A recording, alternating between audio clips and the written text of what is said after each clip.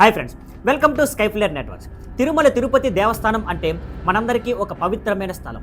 కానీ ఇప్పుడు ఆ దేవస్థానంలో ఒక రాజకీయ గాలి మళ్ళీ వీచడం మొదలైంది. మాజీ టీటీడీ చైర్మన్ బోమన కరుణాకర్ రెడ్డి గారు కొన్ని నెలల క్రితం ఒక ఆసక్తికరమైన మాట చెప్పారు. నా కళ్ళు ఎప్పటికీ తిరుమలలో ఉన్నాయి అని. ఆ మాట అప్పట్లో పెద్దగా పట్టించుకోలేదు. కానీ ఇప్పుడు ఆ మాట మళ్ళీ హాట్ టాపిక్ అయింది. ఎందుకంటే ఇటీవల బోమన గారు మరో అంతర్గత విషయాన్ని బయటపెట్టారు.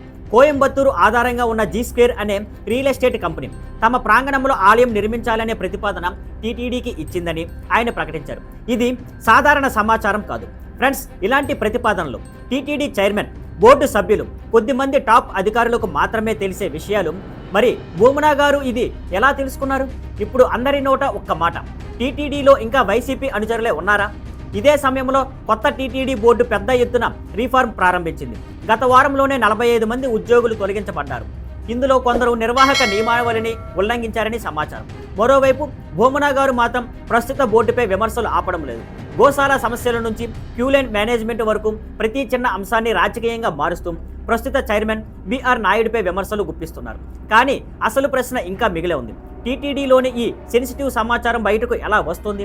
ఎవరు ఆ అంతర్గత లీక్ చేస్తున్నారు? అది నిజంగానే పాత ప్రభుత్వ అనుచరుల పనినా, లేక కొత్తగా ఎవరో వెనక ఉన్నారా?